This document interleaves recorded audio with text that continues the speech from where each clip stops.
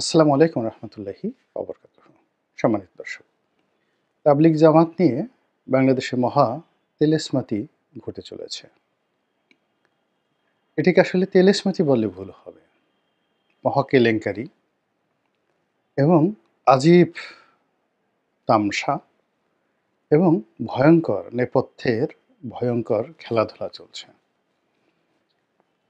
বাংলাদেশে যখন এই অনুষ্ঠানটি শুরু হলো প্রথম, টঙ্গীর তুরাগ নদীর তীরে বিশ্ব ইজতেমা নাম দিয়ে, ঠিক সেই সময়টিতে আমাদের যারা প্রাজ্ঞ আলেম এবং ওলামা রয়েছেন তাদের একটা বিরাট অংশ এটিকে ইসলাম বহির্ভূত অনেকে বলেছেন।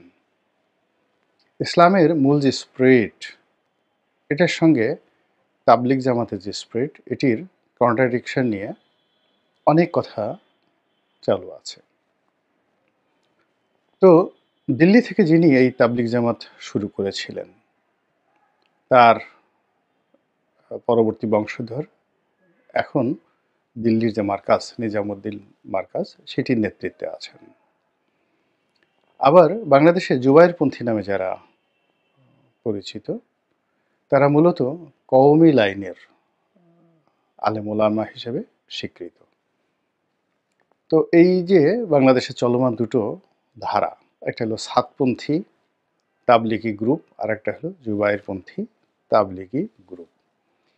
এই শব্দটির সঙ্গেই তাবলিগ জামাতের যে ভাব এবং গাম্ভীর্য, এটি নষ্ট হয়ে গেছে।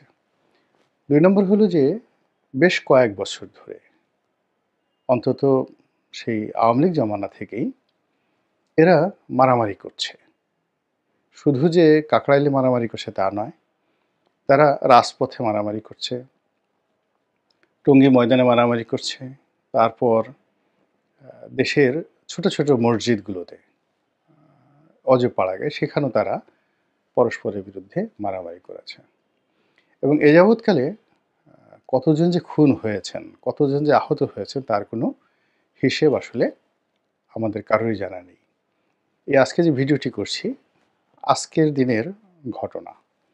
বুধবার দিন, সেই বুধবার দিন তাবলিগের যে ময়দানে, সেখানে তাদের যে কর্মসূচি, সেই কর্মসূচিতে এ যাবৎকালে ৫ জন নির্মমভাবে নিহত হয়েছেন। তো এটি নিয়ে ডক্টর মোহাম্মদ ইউনূসের সরকার বৈঠক করেছে উভয় পক্ষের সঙ্গে। সাতপন্থী হিসেবে যারা পরিচিত, তারা এই ইজতেমা ময়দান ত্যাগ করেছে বা করার পথে। আর অন্যদিকে বাংলাদেশে যারা আছে জুবায়েরপন্থী, এই জুবায়েরপন্থী যারা আছেন, তারা এখনও এটা ত্যাগ করার ব্যাপারে সিদ্ধান্ত নিতে পারেননি। তো এগুলো নিয়ে আলাপ হচ্ছে, আলোচনা হচ্ছে, কথা হচ্ছে এবং খুবই নেতিবাচক কথাবার্তা হচ্ছে। এর কারণটা হলো যে তাবলিগের এই পদ্ধতি, তারা এটাকে মনে করে, যারা তাবলিগের অনুসারী, এটার মধ্যেই তাদের মুক্তি, এই কর্মের মধ্যেই তাদের প্রাপ্তি। এবং তাবলিগ জামাতের যে আনুষ্ঠানিকতা রয়েছে, এটা যদি পরিপূর্ণভাবে সহিভাবে তারা করতে পারে, তাহলে জান্নাত একেবারে শতভাগ নিশ্চিত। এখানে দুটো গ্রুপ রয়েছে। এক গ্রুপ শিক্ষক, যারা শিক্ষা দেয়, তারাই নেতা, শিক্ষক এবং নেতা। আর অন্য গ্রুপ অনুসারী, শুধু শুনতে আসে এবং তারা তাদের যারা মুরব্বী রয়েছেন, সেই মুরব্বী যে সকল কথা বলেন, এভাবে নামাজ পড়বেন, এভাবে কোরআন শরীফ পড়বেন, এভাবে ইবাদত করেন, এভাবে বন্দেগী করবেন। তো এই জিনিসগুলো নিজেদের পকেটের পয়সা খরচ করে তারা করে আসছেন দীর্ঘদিন ধরে। এবং এখন তাদের অনুসারীর সংখ্যা দুটো মিলে, অর্থাৎ সাতপন্থী এবং জুবায়েরপন্থী, কম করে হলে ১ কোটি। এবং বাংলাদেশের কোনো রাজনৈতিক দল, তারপরে বা কোনো ধর্মীয় সংগঠনের এরকম ডেডিকেটেড, যারা বাক্স নিয়ে, প্যাটরা নিয়ে, মাথায় সেই তাদের যে খাবার দাবার, চাল ডাল আটা ময়দা, এগুলো চাপিয়ে এক স্থান থেকে অন্য স্থানে মুরব্বীদের কথা মতো মুভ করে, এরকম ১ কোটি লোক তাবলিগের আছে, যেটি অন্য কারোর নেই। এখন এই ১ কোটি লোক ২ ভাগ হয়ে গিয়েছে। কেউ হয়তো বলতে পারে আমাদের ৬০ লাখ, ওদের ৪০ লাখ। কেউ বলতে পারে না আমাদের ৪০ লাখ, ওদের ৬০ লাখ। কিন্তু মোরালেস আপনি ২ ভাগই করেন না কেন? ৫০ লাখ লোক এক পক্ষে, তারা অপর পক্ষের ৫০ লাখ লোককে চ্যালেঞ্জ জানাচ্ছে মারামারি করার জন্য, কাটাকাটি করার জন্য এবং একে অপরকে ফেতনাবাজ হিসেবে তারা আখ্যা দিচ্ছে এবং এটি পুরো রাষ্ট্রীয় ব্যবস্থাকে এখন রীতিমতো চ্যালেঞ্জের মধ্যে ফেলে দিয়েছে। আওয়ামী লীগ জমানাতে আওয়ামী লীগ যেহেতু একটা রাজনৈতিক সরকার, তাদের অনেক শক্তিমত্তা ছিল। ফলে ওই সময়টাতে এই বিরোধগুলো মাথা চাড়া দিতে পারেনি এবং সেখানে ক্ষয়ক্ষতি কম হয়েছে এবং পুরো পরিস্থিতি সরকার নিয়ন্ত্রণ করেছে এবং সরকার যেভাবে চেয়েছেন ওভাবেই আসলে তাবলিগ জামাতের এই অনুষ্ঠানসমূহ তারা পরিচালনা করতে বাধ্য হয়েছে। কিন্তু এখন যেহেতু ডক্টর মোহাম্মদ ইউনূসের অন্তর্বর্তীকালীন সরকার সার্বিক বিবেচনায় মারাত্মক দুর্বল অবস্থানে আছে। এই কারণে কি হলো, এই দুটো সংগঠনের মধ্যে যারা জেদি, জিহাদি জোশ যাদের খুব বেশি, আমি নেতিবাচক কোনো কিছু বললাম না, এবং যারা মনে করে আমরাই সঠিক, তারা মনে করছে এই প্রতিপক্ষের উপর শক্তি প্রয়োগ করে এদেরকে রাজনীতির ময়দান থেকে বিতাড়ন করা সম্ভব, তাবলিগের ময়দান থেকে বিতাড়ন করা সম্ভব। এবং এগুলোর অভ্যন্তরে আপনি চিন্তা করেন যে আমাদের দেশে কোনো কিছুই আসলে বিনা পয়সায় হয় না। সব কিছুর মধ্যেই একটা অর্থনৈতিক লেনদেন থাকে, নেতৃত্বের একটা জায়গা থাকে। অর্থাৎ একজন মানুষ নেতা হতে চায় কিংবা নেতৃত্ব দিয়ে সে সম্মান পেতে চায়, আবার সম্মানের সঙ্গে সঙ্গে সে 2 পয়স রোজগার করতে চায়। এই ৩টি জিনিসের সমন্বয় সব জায়গাতে আছে। আপনি মসজিদ কমিটি বলেন কিংবা মাদ্রাসার কমিটি বলেন, মাদ্রাসা প্রতিষ্ঠা বলেন কিংবা পীর হওয়া বলেন, বড় বড় মাজার পরিচালনা করা, পীর হওয়া ইত্যাদি কোনো ঘটনার সঙ্গেই যে অর্থনৈতিক সম্পর্ক নেই এটা আপনি কেউ বলতে পারবেন না। কোনো পীর আপনি দেখাতে পারবেন না যে সে নিজের পকেটের পয়সা খরচ করে ভক্ত মুরিদানদেরকে বছরের পর বছর খাওয়াচ্ছে, নিজের পয়সা দিয়ে উরুস করছে এবং কোনোদিন কোনো কারো কাছ থেকে একটা টাকা নেয়নি। এবং যখন এই জিনিসগুলো এসে যায় ধীরে ধীরে ধীরে ধীরে, তখন মানুষের নফস কীভাবে কাজ করে সেটা যারা মনোবিজ্ঞানী তারা ভালো বলতে পারবেন, যেহেতু ধর্মীয় সংক্রান্ত বিষয় এটি নিয়ে কোনো কিছু বলছি না। এখন আমাদের ওয়াজের ময়দানে বলেন, যা কিছু বলেন, এমন সব বিশ্রী সব ঘটনা ঘটছে। এক পীর সাহেব তাকে দাওয়াত করে নিয়ে গেছে, পীর সাহেব না, ওয়াজিন, ওয়াজে বক্তা, সে ভীষণ রকম জনপ্রিয় এবং বিতর্কিত। এখন নিয়ে তাকে মঞ্চে উঠিয়ে সারা রাত ওয়াজ করালো, করে তাকে ১ পয়সা দেওয়া হলো না, উল্টো তাদের গাড়িটা ভেঙে দিল এই কারণে যে তার বক্তব্য ভালো লাগেনি এবং তিনি বিরুদ্ধ কথা বলেছেন, এই জন্য তার একেবারে গাড়িটা ভেঙে দিল।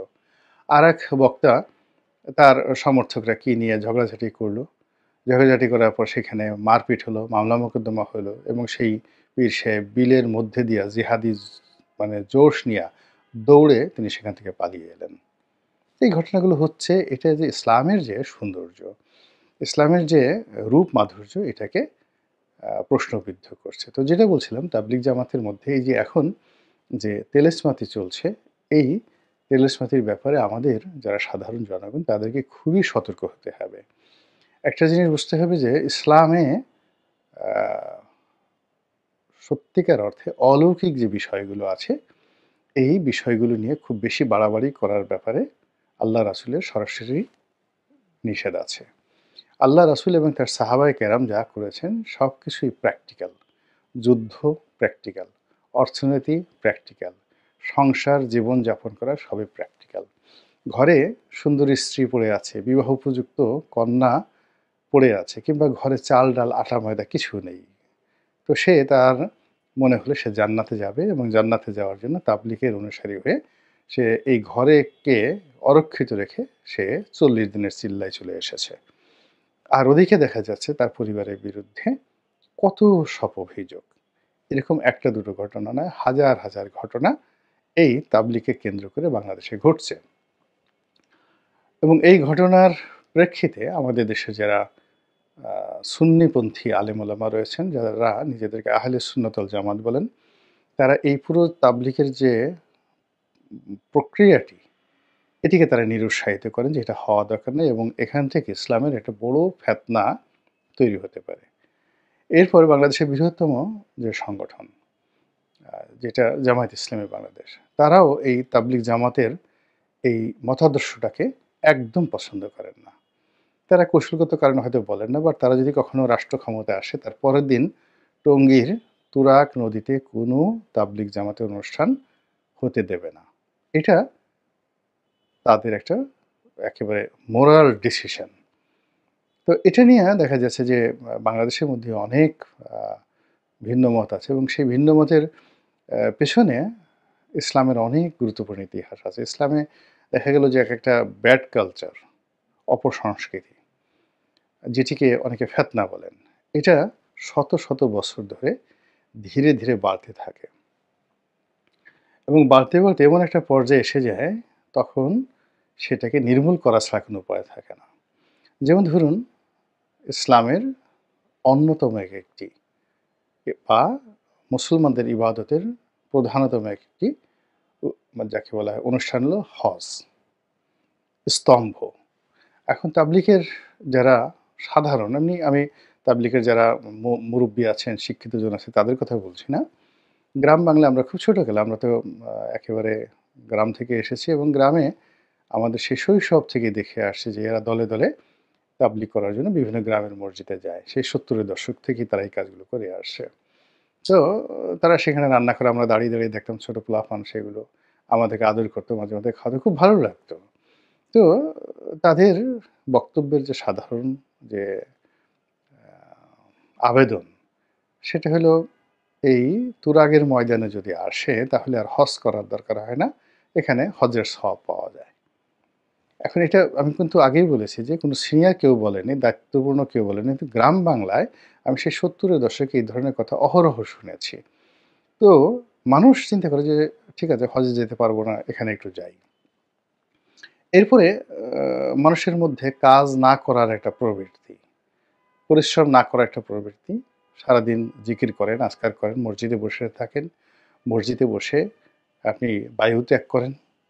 এরপর আপনার স্বপ্নদর্শক, মসজিদে আপনি ঘুমিয়ে আছেন, এটা তো আপনার হবেই। মসজিদের মধ্যে স্বপ্নদোষ হয়ে পুরো মসজিদের কার্পেট-টার্পেট আপনি নষ্ট করে ফেলবেন। তো এই জিনিসগুলো নিয়ে না অনেক বিতর্ক আছে। অনেক বিতর্ক আছে। আবার অনেক যাদের এই যাকে বলা হয় পায়ুষ্কাম করার যে সমস্ত বদখাসলত রয়েছে, তো তারা এই মসজিদে বসে দেখা যাচ্ছে যে আ এমন সব আপত্তিকর বিষয়গুলো শোনা যায় যেগুলো মুখে বলা যায় না। তো মসজিদটা আসলে শুধুমাত্র ইবাদতের জন্য, এখানে বসবাসের জন্য নয়, খাবার-দাবারের জন্য নয়। তো এগুলো নিয়ে অনেক বিতর্ক আছে, ফেতনা আছে, ফ্যাসাদ আছে। তারপরও এই সংগঠনটি চলছিল। চলছিল বিকজ মানুষ সেনসিটিভ হওয়ার কারণে কেউ এটা নিয়ে বিরোধিতা ওইভাবে সাহস করেনি। কিন্তু এখন যে পর্যায়ে চলে আসছে, তারা নিজেরা, নিজেরা এরকমভাবে মারামারি করছে, যেখানে আমরা পুরো দেশ জাতি এদের দ্বারা জিম্মি হয়ে পড়েছি। আল্লাহ আমাদের সবাইকে হেদায়েত দান করুন আর হেফাজত করুন। আসসালামু আলাইকুম ওয়া রাহমাতুল্লাহি ওয়া বারাকাতুহু।